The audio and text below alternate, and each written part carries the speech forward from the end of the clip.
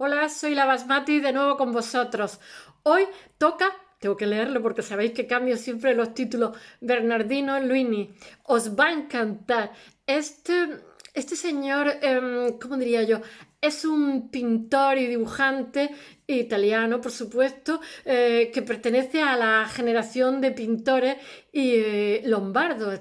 Ahora mismo estamos en la Lombardía, ¿sabéis? Que está a la derecha el Véneto y a la izquierda la Lombardía. La Lombardía pilla el lago di Como, el Ticino, que es la parte sur de Suiza. Ya sabéis que Suiza hay aunque es pequeñita, tiene unos cantones francés, que es el de Ginebra, el cantón alemán, que es el sur de Alemania, que es Basilea, la zona de Basilea, ¿cómo se llamaba? Lucerna y todo esto. Y después tiene otro que en el sur, con lo pequeñita que es, se hablan tres idiomas, porque es como un cruce de camino. Y entonces esta es la Lombardía, la zona del lago di Como, etcétera. Bueno, y entonces este señor pertenece a esa zona que durante una época fue española, el milanesado, la zona de Milán, y nace en 1480. Todo esto hay que suponerlo, porque, mirar, os voy a nombrar varios autores, este señor se hace famoso en su época, os voy a nombrar varios autores que lo nombran, porque no sabemos nada de él, lo que sabemos es porque nos lo cuentan, pues, Vasari, Lonzano, o sea, determinados autores que nos hablan de este pintor que es increíble.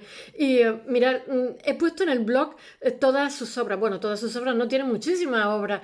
Y bueno, no hay ninguna que no me guste. Todo lo que tiene es, porque fijaros, una mezcla entre Leonardo da Vinci y Rafael, que son refinadísimos. Leonardo con el esfumato y Rafael, que murió tan joven, era súper refinadísimo también. Y entonces lo que hace es que, influenciado por Leonardo y Rafael, él pilla, ya sabéis que Italia pilla empieza 100 años antes el Renacimiento. Bueno, es que son como los fabricantes de esa idea, ¿no? Del humanismo. Entonces ellos en el 400, 300, 400 ya hay Renacimiento que realmente explota, por decirlo de alguna forma, en el 500. Entonces él es del 400 y entonces él pilla el Alto Renacimiento, lo mezcla con las dos vías nuevas que son Leonardo y Rafael Sanzio y después a su vez con una escuela con dos pintores que ahora os lo contaré, que son sus dos formadores, y creo que 4 o 5 pintores que son de la Lombardía de este momento, y el resultado es un discurso propio que es maravilloso, de verdad. No exagero nada, siempre diré, siempre nos dice que es maravilloso, pero es que es verdad. Es que tiene una pintura que me he quedado alucinando, porque siempre los pintores, como las personas, como yo qué sé, como los músicos, pues tienen épocas que te gustan más que otras. A fin de cuentas, la vida es como zigzagueante, entonces tenemos diferentes estados de ánimo, pero este me gusta todo. Pero tenía una peculiaridad muy graciosa y es que me he dado cuenta, y es que le hace los ojos luinescos que llama la gente, y es que se lo hace un poco estrábicos. Mirad, los ojos, lo dice alguien que dibuja todos los días, es de las cosas más complicadas que hay en los rostros, porque aunque vosotros pensáis que somos simétricos, no lo somos en absoluto. Y a la hora de dibujar te das cuenta, y yo de hecho muchas veces cuando dibujo a alguien pienso, este es violento por la forma que tiene la nariz, pero bueno, los ojos de las cosas más complicadas que hay, porque siempre tenemos tic, hablando, mirando, y siempre tenemos un ojo más ladeado que otro, entonces es de las cosas más difíciles que hay. Con que te vaya 1 milímetro ya le roba la expresión a ese rostro, y por eso se puso tan de moda, y de hecho se hace muchísimo que la gente que pinta retratos lo hacen con proyectores, para que una cosa es la pintura y otra cosa es el encaje, para que cuando lo encaje no se te vaya nada, o sea, no se te vaya un ojo por aquí, porque realmente el dibujo es la estructura de lo que hagas, del cuadro, de lo que sea. Y entonces, pues, de hecho, hacen proyectores específicos casi para gente de Bellas Artes, porque como eso nunca te lo pagan y es un quebradero de cabeza total, el irte a 1 milímetro. Pero bueno, yo todos los días, cuando vienen a mi casa y se duermen la siesta, los dibujo a todos. Y me dice que los saco muy feo, y yo le digo siempre lo que decían los griegos, que el sueño es hermano de la muerte. O sea, cuando dormimos nos abandonamos y estamos como un poco mortecinos, y claro, nuestra cara está relajada, pero a lo mejor tenemos la boca torcida, un ojo guiñado y cosas así. Y mi hija, que ya sabéis que la familia no necesitamos enemigos, me dice, qué fea nos saca. Y yo siempre le digo, pero es que para los de la calle siempre los hacemos más guapos, para que nos contraten. Todos los días hay que hacer mano. Además, previene la artrosis, eso es lo que nos decían en la facultad. No sé si será verdad o no. Bueno, sigo con Bernardino Luini, que os estoy contando mi vida. Bueno, pertenece a una generación de pintores lombardos activos que está a partir. Él arrastra, ¿cómo diría yo? Rasgos arcaizantes, ¿vale? Entonces, él, como he dicho, nace en 1480 y entonces pertenece a un grupo, digamos, que está activo en torno a finales del 480 y principios del 500. Por eso él se aviene a las nuevas vías. Bueno, también es que sus maestros de alguna forma eran próximos a Leonardo, porque claro, Leonardo cuando sale, y Leonardo os tengo que hablar de él porque todo el mundo piensa que Leonardo es un genio, y lo es, pero nadie sabe que era un hijo ilegítimo, que tenía déficit de atención, que era disléxico, que fracasó en todo, en todo. Lo único que pasa es que era muy inteligente y fue muy cabezón y le ponía muchísimo pasión a todo lo que hacía. Un día hablaré de Leonardo, pero no. No, es que me tienta cuando hablo de los autores no hablar de, digamos, el discurso que se hace cara a la historia del arte, sino, digamos, de la parte oscura, porque todo el mundo se cree, los pobres niños cuando se están en la secundaria, se creen que todo el mundo es listísimo y que ellos son tontísimos. O sea, si supieran la historia de Leonardo, algún día lo contaré, porque circula por ahí por internet, una vez lo contratan, después de haber fracasado 40 cosas, y lo contratan para la ceremonia, y no me acuerdo, el duque de Mantua, y entonces le dice que haga una tarta y eran 300 invitados, que haga una tarta grande, y dice, no, no, no, si la tarta van a estar los invitados dentro de la tarta, prepara la tarta, llama a los prepara la tarta 24 horas antes y cuando llega la boda ya no hay tarta. Y dice él, ¿cómo es posible? Si hicimos una tarta gigante para 300 personas que te metías dentro de la tarta y después te la podías comer para una boda que iba a ser rumbosa. Y resulta que por la noche habían venido los jabalíes, los ciervos y las hormigas, y todos se habían comido la tarta y no quedaba nada. ¿Y sabéis qué? Como no tenía plan B, se la aspiró por la cuenta que le traía. Y el duque de Mantua muy mosqueado con él, ¿sabéis? Entonces todo el mundo en Milán lo señalaba, mira, mira el fracasado, el tonto. O sea, alguna vez os contaré, porque yo creo que hay un problema que los niños después tienen baja resistencia a la frustración, porque piensan que todos los que le han precedido eran listísimos y los pobres tontos. Y no, no, no, todo lo contrario. Todo lo contrario, es en la vida donde se aprende de los fracasos. Y según cómo te tomes los fracasos, así será tu vida. Bueno, por favor, que estoy con Luigi. Hoy con Luigi. Ay, ya no sé. Con Luini, perdón. Bernardino Luini. Sigamos.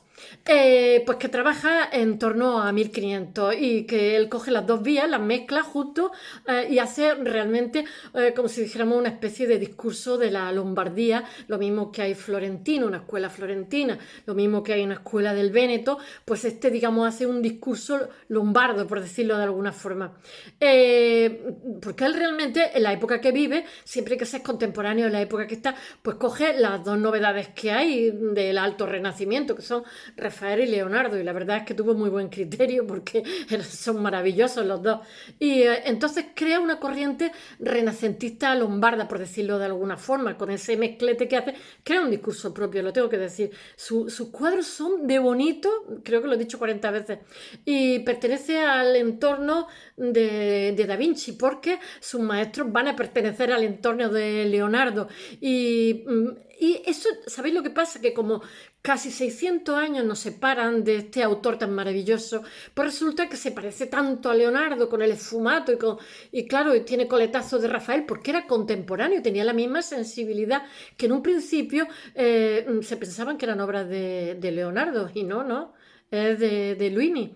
Y bueno, la falta de información sobre su vida, pues todo lo que sabemos a base de que Giorgio Vasari, como he dicho antes, o ahora lo contaré, determinados autores lo nombran que está haciendo determinadas cosas, porque ¿sabéis lo que pasa?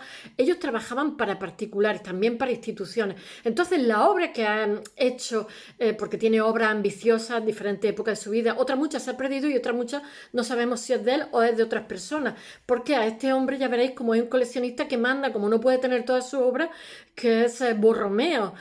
Manda el cardenal Borromeo, no me acuerdo, arzobispo, no me acuerdo.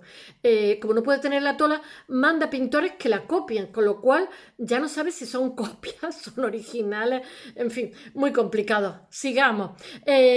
Ahora os voy a nombrar determinados autores que hablan de... porque es muy difícil el seguimiento de su vida. Casi todos los autores diréis que os digo lo mismo, pero es cierto, 3/4 de su obra suelen estar perdidas, y las que se saben realmente que son suyas, porque algunas instituciones donde hay una relación contractual y tienen una fecha de entrega, unas penalizaciones económicas, etcétera, etcétera, pues esas sí que sabemos que son suyas, pero esas no son todas sus obras, esas son iglesias, municipios, ayuntamientos, etcétera, etcétera. Bueno, vamos a empezar por el principio.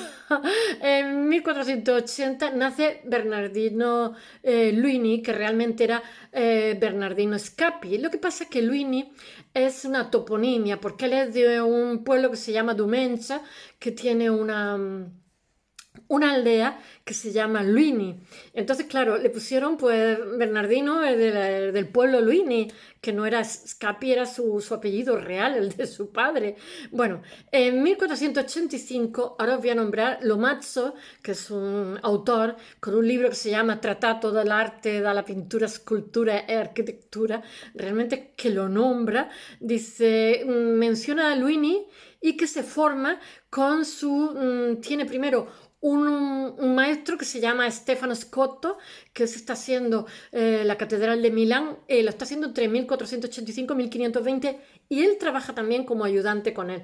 Pero después tiene otro formador, que este ya es muy muy próximo a Leonardo, que se llama, no me acuerdo bien, me sé Giovanni Antonio, pero no me sé el apellido porque es más fácil que el alemán, pero tampoco son muchos nombres los que memorizo al cabo de la semana.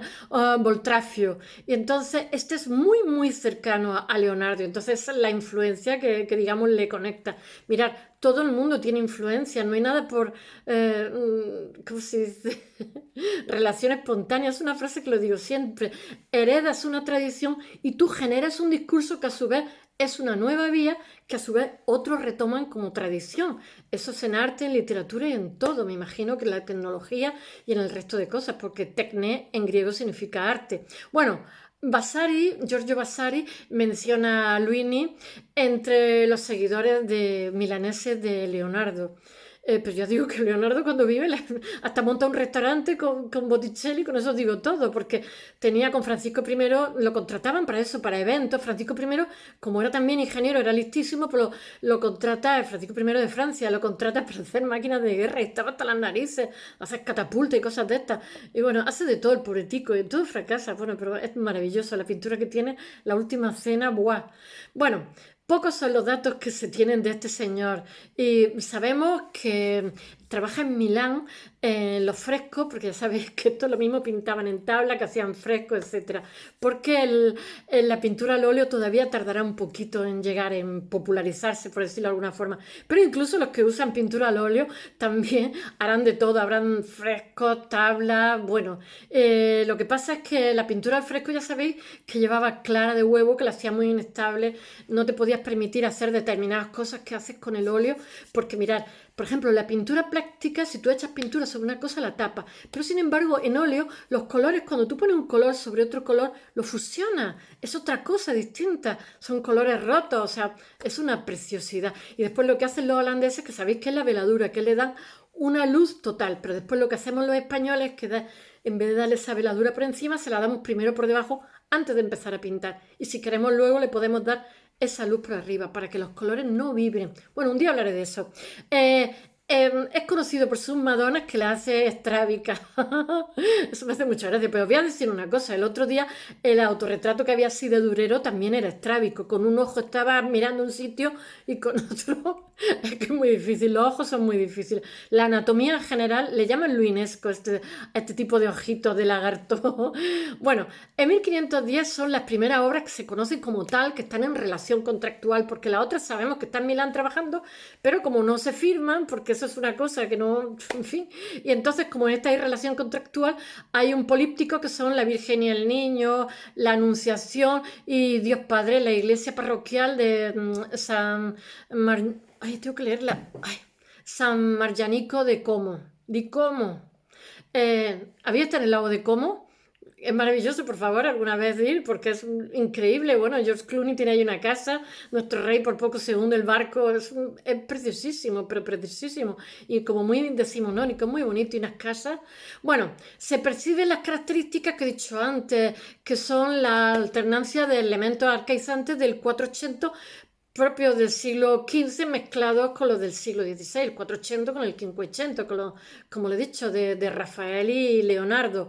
Y después otro autor que se llama Cesariano, en Di Lucio Vitruvo Polione, en Arquitectura Libri Decce, escribe, o sea, habla de un viaje que hace el artista a Roma. Él es fan número uno de Raffaello Sanzio y me imagino que va a conocer su obra cuando va a Roma. Me imagino que conocería más cosas, porque Roma en aquella época estamos en el Renacimiento, está súper burbujeante, bueno, está toda la República, pero algunas más que otras, Venecia, Florencia, Roma, en fin, pero aquí tampoco son mancos, ¿eh?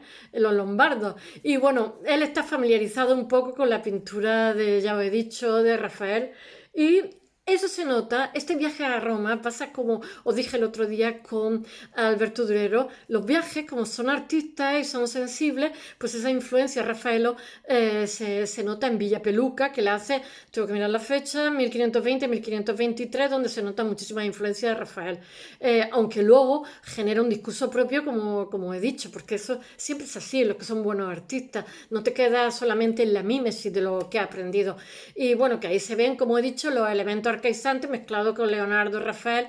Y en 1500 hay otro trabajo, el trabajo más ambicioso, que es el 1529-1532, que lo hace un fresco, porque mirad, la iglesia, llenarla es muy cara. Entonces lo que se hacía, tú hacías una capilla y llamaba a un artista, y entonces lo que hacía era como una serie, que era también como storyboard, como he contado, y entonces la capilla estaba llena, aunque no pusieran nada, pues ya la habías decorado entera, no hacía falta escultura, no hacía falta, ¿cómo se llama? Políptico, ni madera, ni nada. O sea, la iglesia está además integrada en pintura y eso eran los frescos, eran maravillosos, pero maravillosísimos. Lo que pasa es que es difícil, es muy difícil. Ahora mismo en Bellas Artes, en Italia, se enseña fresco y a mí me hubiera gustado aprender porque es maravilloso. En vez de con 6 capas, como dije, que hacían en Pompeya, con 3, Arriccio, Intonaco y Intonaquino. Algún día hablaré de eso, que estuve haciendo un máster sobre eso, sobre la restauración de eso. Y qué bonito y qué bonito, madre mía. Bueno, hace un fresco que es su plan más ambicioso, que es del tema de la Pasión de Cristo, como he dicho, en Lugano. Ya sabes que Lugano ahora mismo pertenece a Suiza, en la iglesia Santa María de los Ángeles, pero es Lombardía. Bueno, os he de decir la influencia de los pintores que él tiene. Bergognone, es que no me lo sé porque son 5 o 6. Influencia de pintores milaneses, que son Fopa, Bergognone es el único que me sé porque me suena a Borgoñón y porque lo conozco, Solario, Bramantino y Chenale. Os hablaré posiblemente de alguno de ellos un poquito más adelante. Entre sus admiradores, su mayor fan es el cardenal Federico Borromeo. Ya sabéis que las grandes familias primero tenían el hereu que llaman en Cataluña y en segundo lugar tenía el eclesial, ¿no? Que muchos de ellos llegaron a papa, porque claro, había que concentrar ¿cómo se dice? El patrimonio en una sola línea para que no se dispersara a lo largo del tiempo y pudieran seguir siendo muy poderosos, ¿no? Y este pertenece a la familia de los Borromeo, y ya sabéis que son poderosísimas. Bueno, este señor lo que hace es que como le gusta tanto su colección, hace la mayor colección que hay. Él era rico de familia, ¿eh? Pues lo que hace es que los cuadros que no puede tener, manda un pintor para que los copie. Y entonces esta colección después, este autor, perdón, en la subasta del siglo XVIII y finales del XIX son muy apreciadas porque los cuadros son de una belleza y de un refinamiento que tan grande que se pone muy muy de moda en el XVIII y el XIX por los coleccionistas en las subastas. Bueno, y espero que os haya gustado esta mañana.